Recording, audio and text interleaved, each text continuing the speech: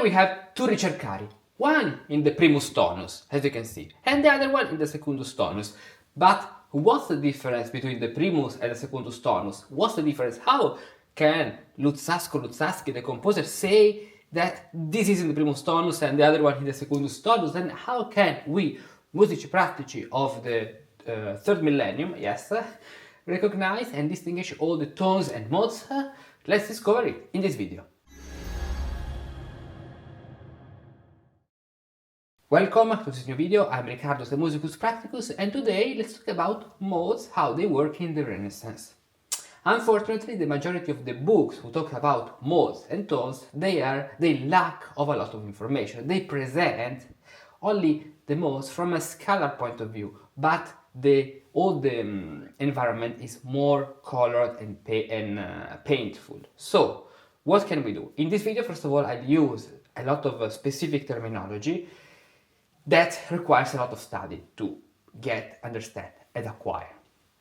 For this, I'll tell you right now, there is the complete Renaissance path, the first part, which now is finally completed, where you can study, as you can see here, Renaissance path, solmization, cantus firmus, cantus figuratus, and tones and modes. These are very important because here is where, along with all these lessons, 83 lessons of solmization, 144 lessons of cantus firmus, 106 lessons of cantus figuratus, and 114 lessons of tones and modes, you can learn all what you need to see music as a Renaissance musicus. Now we'll start from solmization because we have to take some elements of solmization, we have to consider a lot of things of cantus firmus, and then to see how they work in polyphony and so tones and modes in cantus figuratus. Cantus figuratus is polyphony, and tones and modes indicate how the modes then work from cantus firmus to the cantus figuratus, because there are transpositions from cantus firmus, so the Gregorian chant, to cantus figuratus. So I'll be clear from the beginning, this is not an easy matter, but follow me all the steps in order to understand how it works. Then, if you want to study, to dedicate your study to these things, Renaissance music, you have this. You can join and start your 24 hours, one day, 24 hours free, starting studying solmization, and then you can pass to the other levels. If you want to know what's exactly within each level, it's very easy. You go here to this website, to my website, and you can find in the coursing section all the contents of all the courses. You want to know what's inside tones and modes? Very nice. You click here. You can see all the levels, all the stages, what you can learn, what you can get, and there is an ebook you can download with all the elements, the presentation, what you'll find and what you will learn. Then, besides this, because it's important, the terminology is very specific, let's start our analysis. Now, to start your 23 hours, just follow the link in the description, 24 hours. Now, we have Ricercare del primo tono and del secondo tono. From the second part of Transilvano, so this is the book by Girolamo de Ruta. Let's play the Ricercare in the first tonus, in the second tonus, and then let's compare them.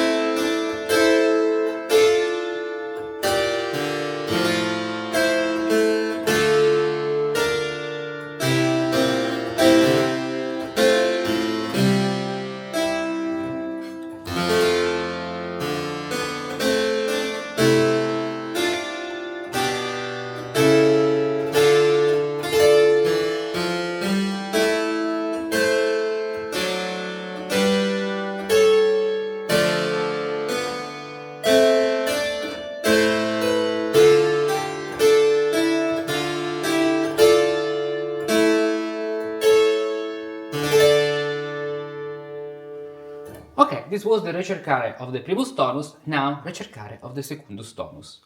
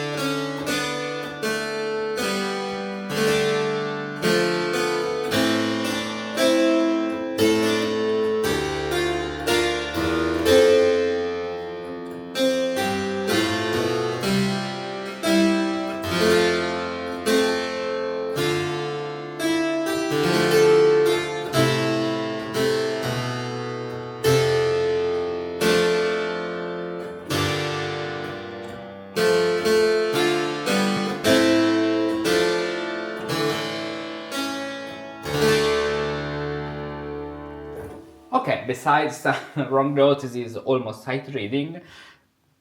The first difference we can hear between the primus and the secundus tonus is that the primus tonus is higher and the secundus tonus is lower. So all the entire feeling or the entire mood, we can say, they call it the affect of the tonus, of the secundus tonus, of the plagal tonus is all down. In fact, as you can see here, we arrive to play very low notes. We have this note, which is a D here, which is very low. This cannot be done cannot be put in a vocal composition, only instrumental composition. The first comparison that we can do is that we have the primus and the secundus tonus in the chiavi naturali, in the natural clef. So we do not have to transpose anything. It's not necessary here. It is for the instrument, for the keyboard. If the secundus tonus would be a motet for the voices, we have to transpose it a fourth higher, adding the flat in the voce chorista of the cantus figuratus. This is one of the things we talk about in the tones and modes course of cantus figuratus when we transpose the cantus firmus, for example, the second tone of the psalms, Dixit Dominus Domino meo sedes ad dextris meis, to the cantus figuratus setting. So Dixit Dominus Domino meo sedes ad dextris meis, in G sol re ut with the flat, and this is a very important distinction, very important thing. So we have the secundus tonus in the natural clef. Then what are other elements that distinguish the primus from the secundus tonus? The primus tonus and the secundus tonus are mainly composed of the same species of the Diapente and Diatessaron. So we have the first species of the Diapente and the first species of the Diatessaron. What is the Diapente? The Diapente is the fifth. Re, mi, fa, sol, la, and the Diatessaron is the fourth. Re, mi, fa, sol, with the main difference that in the toni autentici, in toni autentici, authentic tones or modes, 1, 3, 5, and 7, they are ascending. The species are ascending, so the ascending species is an indicator of the tonus authenticus. The ascending species evokes the tonus authenticus. This is very clear if you go in the Musicus Practicus Academy, that you can see in the Cantus Firmus course, when we study the composition of the tones in Cantus Firmus. We are in chapter 4. You can see that one of the most important thing, where is the PDF? No, I show you it right now from here, so we have our PDF already ready. Cantus here, recording, Cantus firmus. We are in chapter 4. The main difference between the primus tonus and the secundus tonus in the scalar building, which is not all, it's just a part of the distinction between toni authentici and plagali, is that the ascending tonus is the authenticus, primus tonus, re mi fa sol la, re mi fa sol, while the tonus plagalis is descending, la sol fa mi re, sol fa mi re. So when you hear re mi fa sol la or re mi fa sol, even if starting from another note, that's why solmization is the basic of cantus firmus and polyphony and tones and modes. Re mi fa sol la, re mi fa sol. If you hear this, without any doubt, primus tonus. If you hear, let's start from this note, la, la, sol, fa, mi, re, sol, fa, mi, re. Very nice, secundus tonus. Besides what's the starting note. Then, let's come back to the analysis. So we are here in our keyboard pieces to analyze this Ricercari. The first important thing is exactly about this. So, the primus tonus is ascending. In fact, the melody of the Ricercare is a kind of fugue, okay, a fugato, so a fugue. The species, the melody is ascending. Re, la, re, sol, mi, fa. And we clearly hear the first pieces of the Diapente ascending and the first pieces of the Diatessaron ascending. So without any doubt, this creates our perception of the tonus authenticus because it's ascending. Then we can even talk about the ambitus because the tenor is set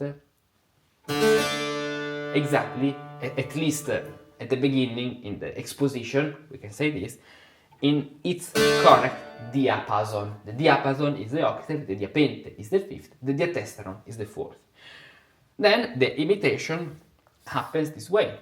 The fourth, so the bass, re, sol, re, la, as you can see, works this way, the imitation. You can think with the first and fifth degree, yes, this can be true, but then you'll find other problems in the third and the fourth tones, because the fourth and the third tones have the bemi against f fa, so the diminished fifth. And here the situation changes, it's more complex in the third and in the quartus tonus. So here in the primus and secundus we do not have this problem, so we can have the Diapente with the answer of the Diatessaron and the Diatessaron with the answer of the Diapente. Very similar to the in a modern fugue, in a baroque fugue, to the tonal answer, even if the reasonment is a little bit different because here we start from species Diapente and Diatessaron. The same thing then happens in the other voices. We have the soprano, which is exactly an octave higher, then the tenor, so fifth, here, re, sol, and the Diapente and Diatessaron. And then we have the other voice, which should be the alto. And about the alto, what can I say? I think that there is a problem in this edition we have to compare because we lack on one voice. This note does not make sense, but if we put this, perfectly works, as you can see, and if we put the other imitation, perfectly works. It arrives to a la mi re without any problem of parallel fifth because it works in counterpoint. So here we have a problem in this edition. But the alto answers the soprano, the cantus with the Diatessaron and then the Diapente. And so the main subject at the end, the subject is re, la, re, sol, mi, fa. At least this way, exactly, even if fa, mi, la, sol, fa. It has a little cue after sol, mi, fa, mi, la, sol, fa. Re, sol, re, la, mi, fa, mi, la, sol, fa. Here, as you can see. Fa, mi, la, sol, fa, fa, mi, la, sol, fa, fa, mi, la, sol, fa. It's not a case we have this flat, because this way we keep the same syllables in solmization. Re, la, re, sol, mi, fa, mi, la, sol, fa. And the alto, re, sol, re, la, mi, fa, mi, la, sol, fa. This way. And then the Ricercare continues this way, as you can see here, ascending species, fifth, so Diapente and Diatessaron. Then you can find all the other imitation and we can analyze this from a lot of point of views. So one important thing are the species, another important thing is the direction. So ascending, we have the indication of the Authenticus, descending, the indication of the Plagalis. Now, let's see the secundus tonus. How is the species? How is the imitation? Fa, re, fa, mi, fa, la, fa. Wait, what's going on? What are all these strange notes? Look at this. This is how they read notes during the Renaissance and the Baroque period. This is a book of the beginning of the 17th century. Now, tell me, how can you understand and play Renaissance and Baroque music correctly if your way of reading is completely different from what they used? Even worse, how can you compose new music in a stylistically accurate way if you start from a mindset which is diametrically opposed to what all ancient musicians used? Well, you can't. They are two different languages. Imagine instead the freedom of reading correctly every note. Imagine the confidence to know that that passage you wrote works because stylistically correct to the ancient way of thinking music. Think how wonderful it would be to notice all those details and nuances that other musicians miss, simply because they don't know hexachordal solmization. Hexachordal solmization is the system used by musicians of the Renaissance and Baroque periods to read music. It is a system built on a great scale of 20 letters and a hexachord of 6 syllables: ut, re, mi, fa, sol, la. If you love Renaissance and Baroque music, you should know more about that.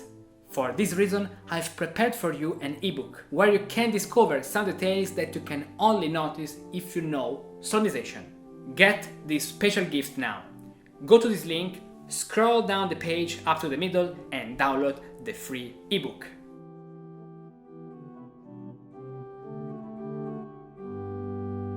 Now, let's see the secundus tonus. How is the species? How is the imitation? La, re, descending. It's not a case. It's not a case. La, re, sol, re, mi, fa, sol. As you can see, so we have the Diapente. The Diapente was orange, so let's write with orange the Diapente, descending Diapente, la, re. The Diapente in the imitation has the Diatessaron. Sol, re, as you can see. Then, another very important thing is the imitation. So, Diatessaron, Diapente, as you can see. These voices are the tenor, because this is the tenor. It's very low, and then we'll talk very soon now about combination clefs, because this is in contrabassi. It's written in contrabassi clef. La, re, sol, re, mi, fa. In the top voice we have the descending Diapente, la, re, and this is the cantus, the soprano. So, cantus, tenor cantus, this is the altus. The altus is very low, it's in the tenor setting, that's why it's in contrabassi. And then we have this imitation, so the Diatessaron, and then the Diapente this way, and so this is the bassus, the bass. Tenor, altus, cantus, bass. It's very low, the bass. This is the contrabassi setting.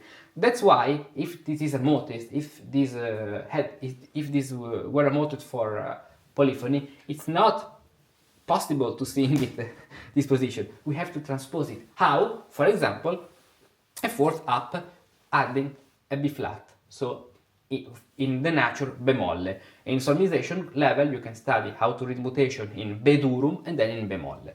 So why this happens? Because it's all about combination setting. The first setting is the tenor in the primus tonus, which is re mi fa sol la, re mi fa sol, and so the soprano is exactly an octave higher. Re mi fa sol la, re mi fa sol. The tenor and the bass work a fifth down in the Plagal, we can say, setting, even if the main tonus is authenticus because of the tenor and because of the standing species. So some musicians say that when we have polyphony, it's not possible to distinguish a tonus authenticus with a tonus plagalis. This is not true.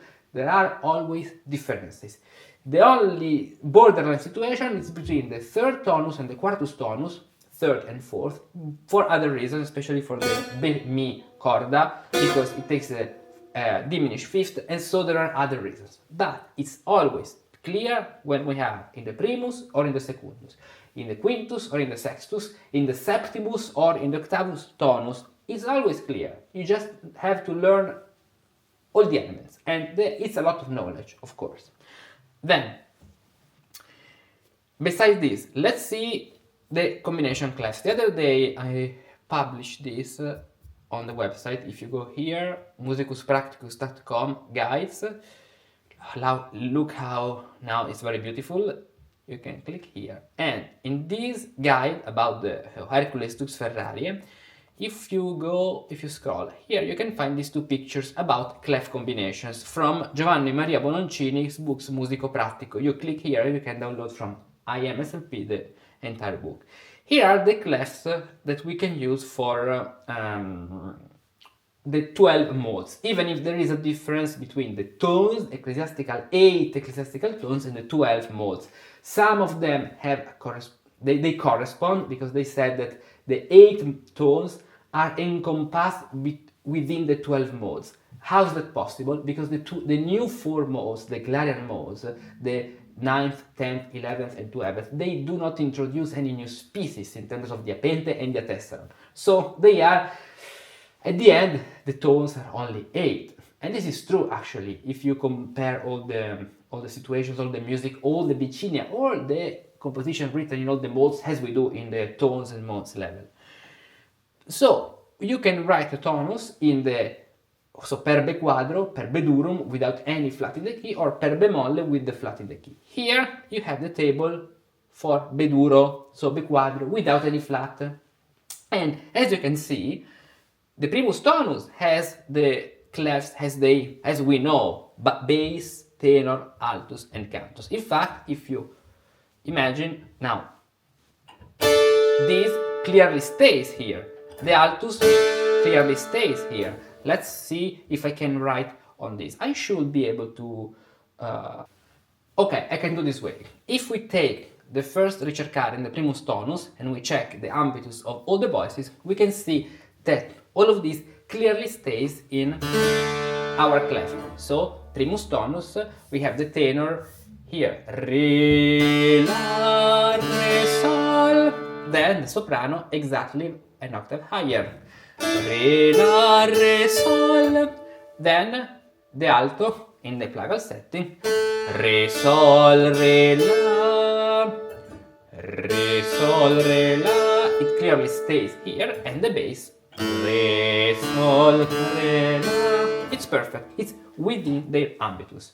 These are called chiavi choriste because they are good for the vocal setting, vocal choir, chiavi choriste, chiavi cleft for the choir. Then we have another combination of clefs we won't talk about today, which is the chiavi acute or chiavette in some very acute modes. For example, this is a combination of chiavette when we have the treble clef in the top, the baritone clef in the bass, and we even need a transposition in this case for the vocal setting. But this is a matter we'll study entirely in the tones and modes level. All of this is covered, so don't worry about that. Then we have the secundus tonus and even the quartus, which are very low. So in this case, as you can see, we have the contrabassi setting. So we write in the natural clef very low. And let's see our species. We have the tenor in the Ricercare of the secundus tonus, which is La, Re, Sol, Fa, Mi, Re, La, Re, oh, wait, La, Re, Sol, Fa, Mi, Re. Then the soprano an octave higher, La, Re, La, Sol, Fa, Mi, Re, Sol, Fa, Mi, Re. And the alto in this way. The alto has the tenor clef, as you can see. It's not a case, it's contrabassi, it's a low setting. Sol, Fa, Mi, Re, La, Sol, Fa, Mi, Re. And the bass, an octave down. This is F, Sol, Fa, Mi, Re, La, Sol, Fa, Mi, Re. This way. It's not possible to sing in this position. That's why the Renaissance musicians, what did they do? They transposed the secundus tonus a fourth higher. So let's make a copy of this page. Copy, paste. And there is another table in Boroncini's book, but I want to show you this here. Let's add a B flat here. So we have the transposition a fourth higher. And let's transpose all the things. La, Sol, Fa, Mi, Re, Sol, Fa, Mi, Re, La, Sol, Fa, Mi, Re, Sol, Fa, Mi, Re. So this becomes this way. La, Sol, Fa, Mi, Re, Sol, Fa, Mi, Re. The blue setting, so Sol, Fa, Mi, Re, La, Sol, Fa, Mi, Re becomes Sol, Fa, Mi, Re, La, Sol, Fa, Mi, Re in this ambitus. Sol, Fa, Mi, Re, La, Sol, Fa, Mi, Re. And then the tenor an octave down and the bass an octave down. And this way we have the secundus tonus, in this case, transposed. What's the difference? The difference between the primus and the primus in the natural clef and the secundus transposed is the descending species instead of ascending, and the presence of the flat instead of the natural.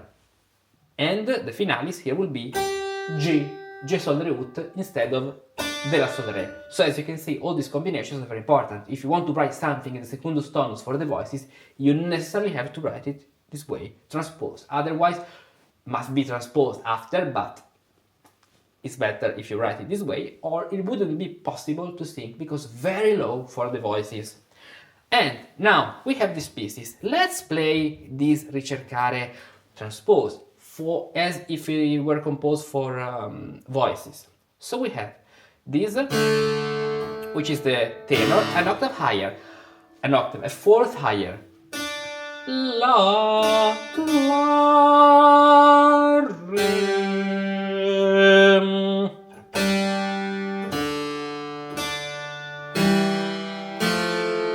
Sing to the species. As you can see,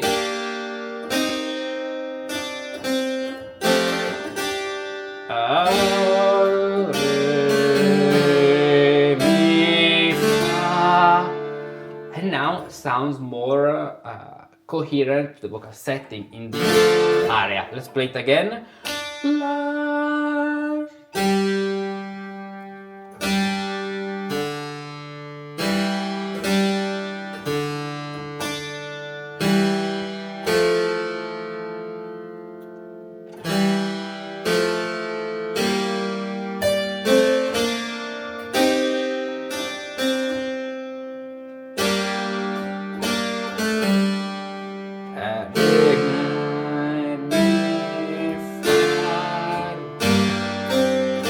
As you can see, the bass now is on G sol re ut instead of D sol re. And This is the way the ancient musicians used to use modes. Just a little taste this, because then there are a lot of other combinations, and this video is very long, 30 minutes up to now. So, study Renaissance music. If you want to know how Renaissance music works, you have to study a lot. Solmization, cantus firmus, because it's in cantus firmus that you build the first ecclesiastical tones according to how the melody, the single melodies are composed. In cantus figuratus, you study the way of how the melodies are written, so in terms of rhythm, ligatures, mensuration, all these things. And in the tones and mode levels, you can study how modes and tones work in polyphony. Some modes concede the tones. For example, the first tonus corresponds to the first modus. The third tonus does not correspond to the third modus. The quintus modus of the Clarion system does not correspond to the quintus ecclesiastical tone, but the quintus tonus corresponds to the 11th, so I have to do 11th this way, to the 11th modus. And this is not a case. I want to show you a very curious thing, very curious thing, that in the Ricercari by what's the name? Merulo, so we are in tones and modes level, in the Ricercari by Merulo, so we are at the very beginning here. Merulo wrote this Ricercari in the primus tonus, secundus tonus, tertius tonus, quartus tonus, 11th tonus, 12th tonus, septimus tonus, octavus tonus. It's not a case, because in terms of relationship, in polyphony, you wouldn't use the fifth modus. The fifth modus doesn't work for polyphony, but the 11th modus, which is the quintus tonus. And the same thing works between the sextus modus, so the sextus ecclesiastical tonus, sextus tonus, and the 12th modus. And so that's why you have to study a lot to learn all these things gradually. And so join now the Musicus Practicus Academy, start your 24-hour study, and then continue with all the other levels, so you can clearly see and clearly understand how Renaissance music works. This is an introitus of the first irregular tones, primus tonus irregularis. This is a melody of the sextus tonus perfectus mixtus imperfectus. And this is a melody of the primus tonus perfectus commixtus imperfectus major with the 7th. In the education of the Renaissance musicus, which actually extends up to the beginning of the 19th century, after learning solmization, cantus firmus was a very fundamental step. Cantus firmus is the Gregorian chant as it was practiced in that period. But with cantus firmus we mean much more.